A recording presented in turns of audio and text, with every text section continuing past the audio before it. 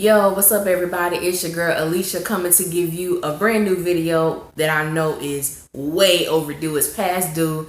I knew it was time really to do it because I got a message via YouTube that said, Alicia, where the hell you been? So I just took that as somebody saying, I miss you, girl. And you know what, babe? I miss you too. So here I am. Just to let y'all know, as you can see from the title of this video, I'm going to be talking about a lot of things, and that's because I've been gone for hella long, and I do want to address some of the things that people have been asking me. I haven't been ignoring y'all, you specifically. Some people, is getting a little offended, and I'm like, I'm sorry, boo, charge it to my head, not my heart. I don't intentionally try to ignore people or anything like that.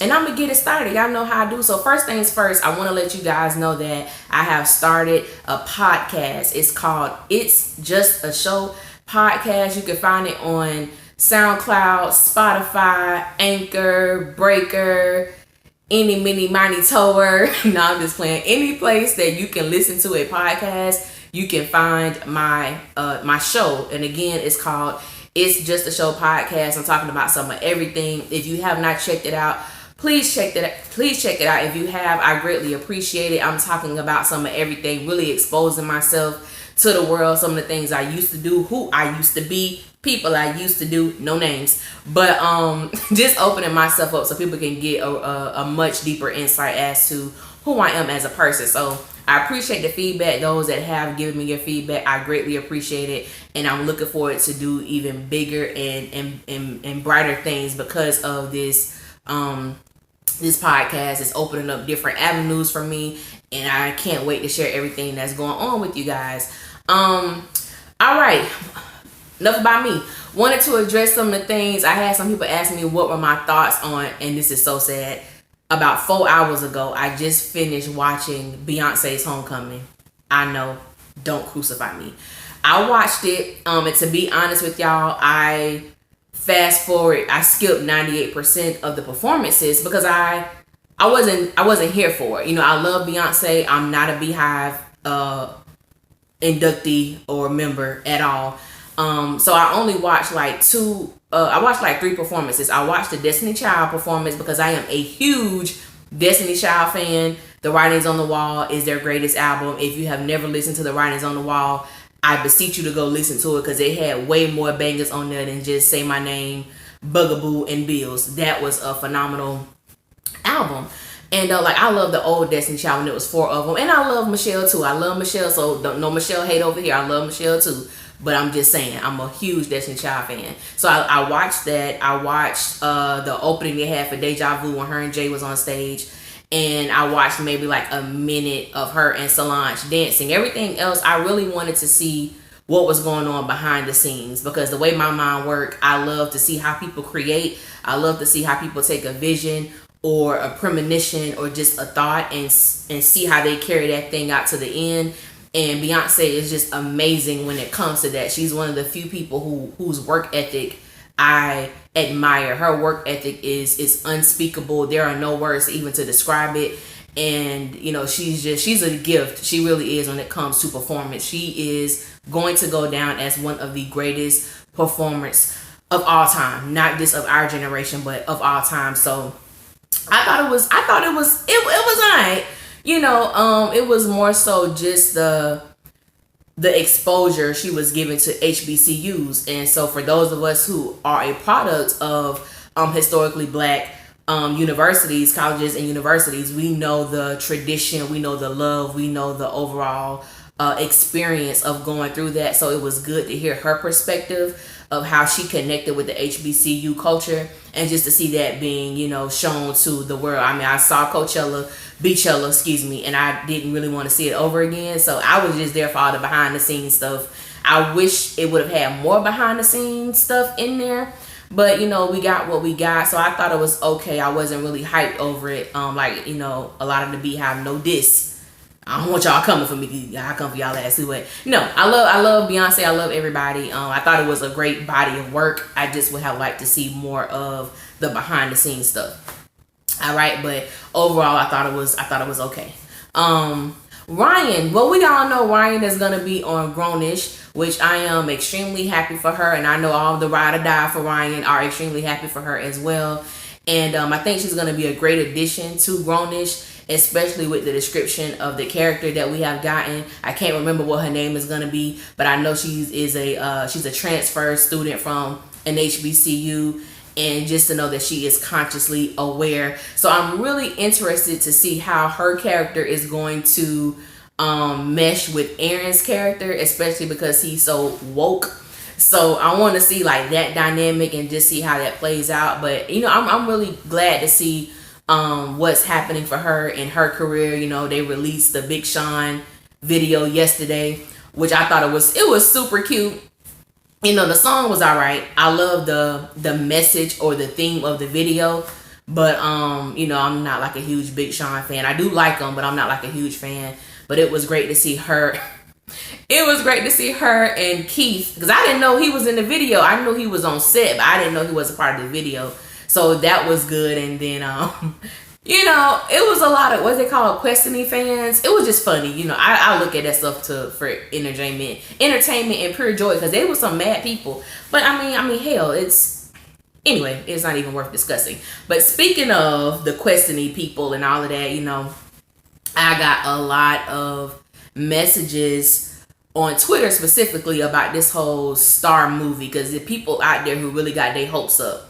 And the number one question I get asked is, why don't I believe it's going to happen? Because everyone who asks me, I always tell them I do not believe the movie is going to take place. And one of the main reasons why I don't believe the movie is going to take place is because how Lee presented it to us. Because my thing is, this is like a huge thing. For Star to have a movie, it would be huge, whether it's going to be released in theaters, whether it's going to a specific streaming service, or whether it's a straight to TV movie. Regardless of how they were going to distribute it, at the end of the day, who sits in their doctor's office, in the lobby of their doctor's office, and say, you know what I think would be good right about now? Why don't I tell the whole world that I'm doing a Star movie?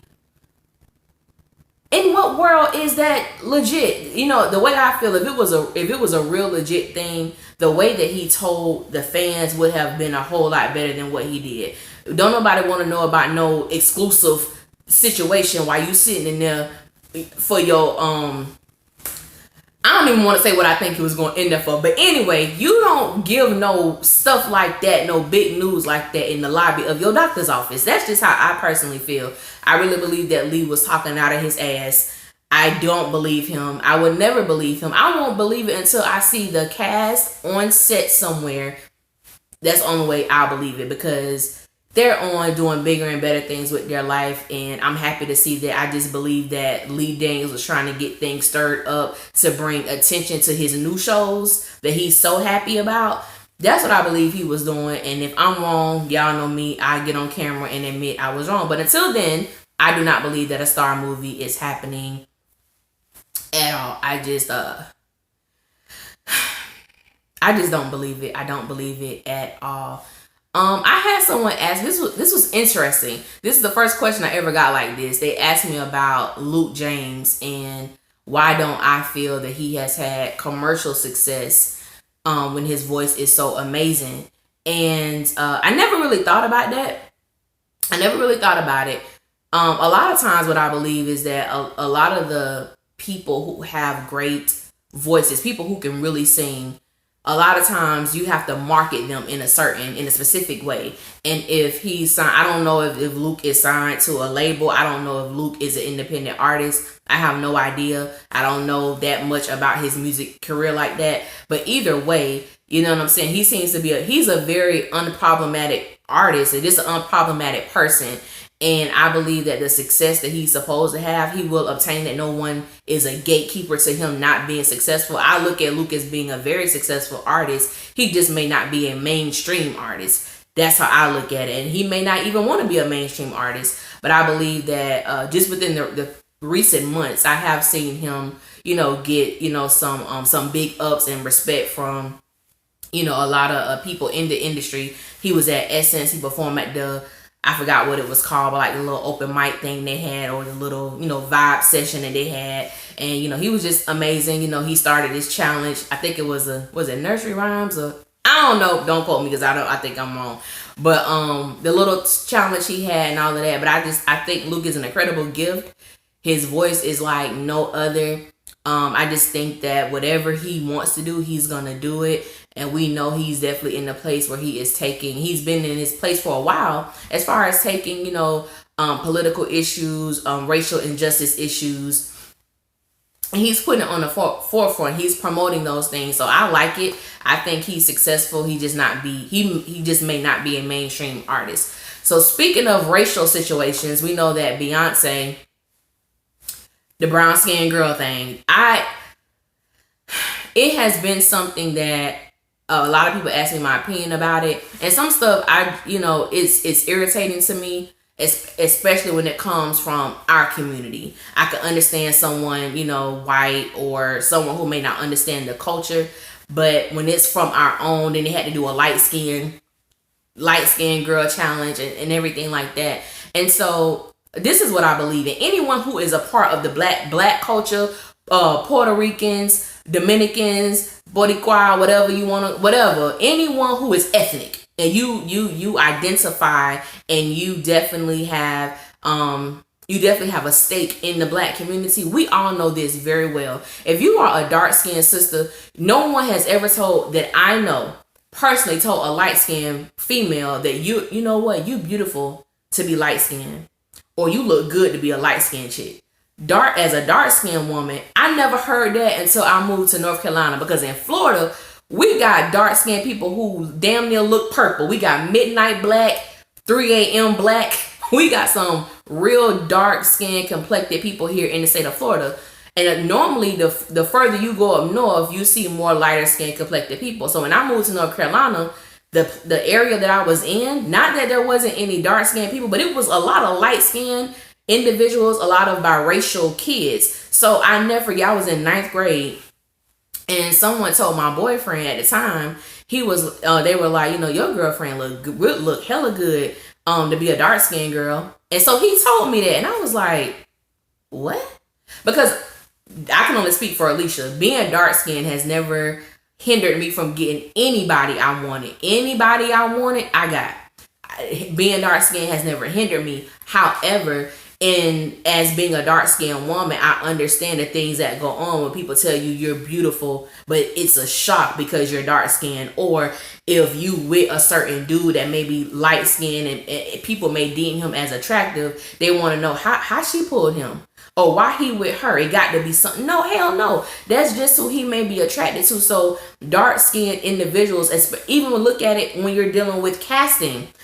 Dark-skinned men are normally casted as the villains. They're normally casted as the drug dealers. The light-skinned dude is normally casted as the good guy. I don't have anything against anyone on the diaspora of black, of being of your complexion. I love all complexions. I love all men. I don't need white men. If I think you're fine, boo, you got a chance. I don't discriminate. So I can't act like it doesn't exist. And Beyonce bringing awareness to brown-skinned girls, she was very specific about who she was speaking to. And so to act like this thing does not exist within our community, to act like the closer you are to white in your complexion, people look at you differently. Most people believe that light-skinned women are very docile, they're quiet, they're calmer. The stereotype is that dark-skinned women are loud, aggressive, controversial. You know what I'm saying? So there are stereotypes. So it's like, let's not confuse this and act like Beyonce is trying to cause a war between light-skinned and dark-skinned women. It is what it is, and we cannot act like these things does not exist. I love my light-skinned sisters just as much as I love my dark-skinned sisters, but we do just have to be honest about certain things that do exist. And just because you won't acknowledge it does not take away from something being reality. And that's reality. So I big up Beyonce for doing what she did. I big up to the beautiful dark-skinned little girls who felt beautiful for that song and what it's doing to their confidence. I love it. You're beautiful. If you're dark-skinned, you're beautiful. It has nothing to do with anything. Light-skinned, you're beautiful. Biracial, you're beautiful. I don't care. But I just don't want us to act like we're completely shocked or it was a young lady who put Beyonce in the same conversation as Donald Trump as far as trying to spark a war between people are delusional out here. I guarantee she watched Star, and I guarantee that she was a Dallas fan. Sorry, not sorry. Yeah, but okay. Now back to me. Just to let y'all know some other things that I'm doing. I'm very close to getting my production company off the ground, and it's gonna be it is gonna be very unorthodox. I'm gonna be doing a lot of different things, and people think I'm lying for real. I'm about to record a rap song, okay? Because it's too many rappers out here getting money, and they sound horrible. And I think I got a nice little flow. I ain't never rapped for y'all, but I got a nice little flow, and my pen game is strong. So I'm gonna record a rap song, and we just gonna see how it go. Because if they getting all this money, like I'm a bit independent artist. I ain't signing to nobody. I don't need that responsibility. But I'm gonna record this song. I'm gonna let y'all hear it, and y'all tell me what y'all think. Cause it's too much money out here, man. To be these non-talented people getting all this money, and you know people out here struggling. I'm not saying I'm struggling, but you know what I'm saying, hey, if I could get 100,000 for something, you best believe I'm gonna do it. But as far as a production company is going on, I'm actually wanting to start my own publishing company. That's a whole nother conversation. But doing that, I'm in the process of writing this book. I don't want to give y'all the title just yet, but this book is gonna be fire. It's amazing. The concept is crazy. It's drama. It's very different, and so I'm really excited to write it. I've been doing a lot of things that have kept me away. I'm helping one of my homegirls start her nonprofit organization, and then also, if anyone has ever heard of Fever, it's a website for freelancers, and so I am a freelancer, and so I do like proofreading and editing services. So I'm on Fever, so if you need an editor or a proofreader, you know what I'm saying, look me up. Hit me up. It is what it is. I look out for you. The best way to get any information on me or what I'm doing, I am on Facebook, but I don't really use Facebook like that. Facebook is like this, like mainly for family and close friends who know what I'm doing or whatever the case may be. But as far as what I'm doing professionally, what I'm gonna be doing, all of that stuff is gonna be posted on majority Instagram. Y'all know I struggle with Twitter. Every time I think I'm doing better, I'm not. So I'm gonna stop lying to myself. I gotta do better. And I'm on Twitter more now. I just don't post on there, and I gotta do better with that. So y'all pray my strength in the Lord that I actually do better with Darren Twitter. I don't know what the hell is wrong with me. I just can't. I don't know. Anyway, so yeah, I'm doing that, and I want to try to do. I'm not promising, but I want to try to do a video at least once a week. I think I can commit to that with everything that's going on. And somebody asked me to do a mukbang. I've been getting this for a long time. I don't really do mukbangs like that. I don't even really watch them. But the ones I have, I've watched a few where ain't nobody smacking. I could deal with them. I can't deal with the smacking. I can't deal with the food stuff dripping down the face. I can't deal with that. But I will do one just to see how I go. I'm not smacking. I'm not doing that extra stuff. I'm not doing that. So y'all just got to give me some topics to talk about, because I don't know what the hell I'll be talking about doing this mukbang, because that's totally out of my element to be eating and recording myself. So we're just gonna see how I go. You know what I'm saying? I was like, for the rest of my life, I'm just open. If somebody say, hey, Alicia, I think you should try this, as long as it don't involve me going to jail, prison, or getting banned from something, I'm gonna try it. I'm not jumping out anything of high elevation, so don't even request that, because I'm not doing that. But I do want to do like some challenges and things that challenge myself. I am a very outgoing person, and I do talk to any and everybody.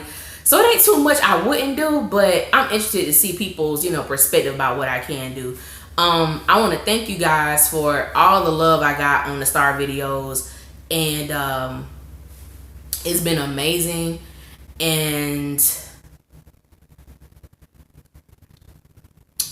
keep getting this question about the reviews. I don't believe Star is coming back, so my answer is no. I don't think it's coming back no more than I believe the movie is going to happen. Like, y'all already know how I feel about that. Somebody asked me about if every Saturday night I post like these songs on my Instagram story, and they're all like sex songs. Cause the playlist is called Baby Making Music. What the hell we do with that? You know, you have sex on the song, and so of course you can only like put like a minute or something. Only put like a minute clip of the song or 30 seconds, whatever it is. So the purpose in me doing that is for you to go and download the song and create your own playlist, so you can have your whole song of what I do. I am not responsible if you get pregnant. My homegirl was like, I just want you to know your playlist just got me pregnant. And I said, well, how the hell that happened? Because you're a lesbian. I don't know. Maybe my playlist game is that strong, but no, I'm just joking. But you know, I've had people say, you know, I want you to know you just created my wedding night playlist, and I'm happy for that. I love music. I love sensual music. I ain't into no, you know, bend over, let me put it in you. I ain't into all that. On my ratchet time, I am, but not when I'm in that place or in that mood. I love sensual, sexual, feel like a woman type song. I don't like all that. I don't like all that other stuff. But anyway, so thank you guys for that. Okay, this video like 20 minutes, and that's good. I think I covered everything I wanted to really talk about that's going on right now. I don't really know all of that. Oh God, somebody asked me, do I watch the Kardashians and would I review that? Sis, I just found out last year that the Kardashians still came on. I don't think I watched the Kardashians since like the second season. I didn't even know the thing still came on. So that answers that. I would never do a review on the Kardashians. I'm not fond of the Kardashians. That's cultural appropriation. Like, I've never seen it before. I don't do it. I don't like them. I can't, not personally, I don't know them. I don't really like anything that they stand for. I know Kim is doing the whole thing with, you know, this prison reform and getting certain people out of prison. Good for her. I pray that her heart is in the right place and she's just not doing it for recognition. But whatever the case, if people can get out of prison, I am for that. But I'm just not fond of them as a group overall. So no, sis, I would never. I couldn't even give them my attention like that. Of course, the Jordan Woods thing, that's over and done with. I'm happy to see her maneuvering, and she used this opportunity to level up. I'm glad she's doing it. I'm glad her mama finally came from out of the wherever her mama been, but no longer behind the scenes in the woodworks, really orchestrating, you know, her daughter's career. And I pray nothing but blessings for her, because baby, she handled that stuff better than I would have. I can tell you that much. But yeah, I don't really mess with them like that. Also, if you, well, they on a break right now, but I think August 27th, there's this show on BET called Black Coffee. It's a digital show. It's an amazing show. To me, it's necessary for the culture. It comes on Monday through Friday at 10 a.m. You can watch it on BET or Twitter. You watch or YouTube. But it's an amazing show. I think it's awesome. BET on Facebook. They're live 10 a.m. And it come back on August 27th. Like I said, it's an amazing show. You know, check it out if that's what you do. Last but not least, we know that school is coming up. I know we all live in different places, and the school start date is different for all of us.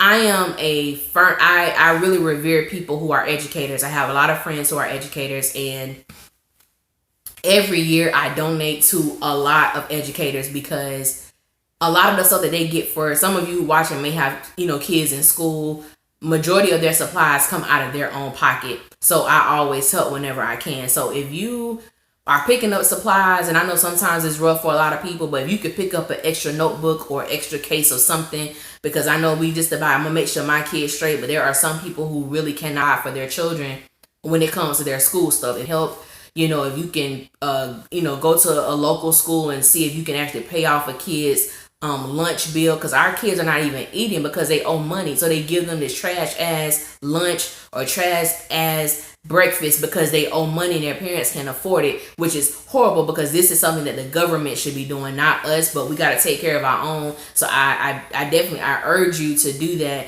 One of the reasons why I am so pro literacy, especially in our community, and I'm so pro education when it comes to helping educators, is because at one point I was one of those kids that needed the extra help. And I've said this on two of my videos, and I talked about my mom getting shot when I was 16. But another part of the story that I never really talked about was that I missed two and a half months of school When I got back, we were in Florida when the situation happened, but we lived in North Carolina. So when I got back, I had missed like 2.5 months of school. In about 2.5, 3 months, it was gonna be, the school year was ending. And so when I got back for the first like three weeks to a month, I had to go to school every morning before school started and after school started, because I had to have tutoring because I was so far behind. I had to, make up work that I missed while I was away. And I had a group of people, guidance counselors, my teachers, the principal. I had a lot of people who were helping me to make sure that I got promoted to the 11th grade, because even though my intelligence and my good grades prior to did not help, I had to do the work. You know what I'm saying? So I had people who really encouraged me. It was a lot and it was hard, but I had to do it. And I think that's where I kind of got my work ethic from, because I knew, hey, ain't nobody about to feel sorry for me. I know what happened to your mom. It's a sad situation, but look, if you don't do this work, you're not getting promoted to your junior year in high school. So just, pour into them, give them cards, encourage them, because it gets rough out there, especially with this day and time, because some of these parents need their ass beat because they act like they didn't know their kids was doing bad the whole school year. Then when your kid's report card come from, you wanna act stupid, like you ain't know your baby was failing. Don't even let me get on this. But if you can support an educator, support them. Do something. Anything small happen. When the school is having book fair, donate a couple dollars to the book fair, and maybe a child who want to get something and they can't. So I don't want to go on this rant about education, but I just believe it's so important. And as a community, I just want to see us start doing more to help those who are educating the future minds of tomorrow. All right. So thank you guys for watching. I missed y'all. You know what I'm saying? I did. I ain't gonna let that much time go without doing another video. And again, all the information gonna be in the description box, so make sure you listen to my podcast. It's Just a Show podcast, and I'm so excited to see where this thing take me. And I'm excited to be on this ride with y'all. So until then, I'll holler at y'all later. One.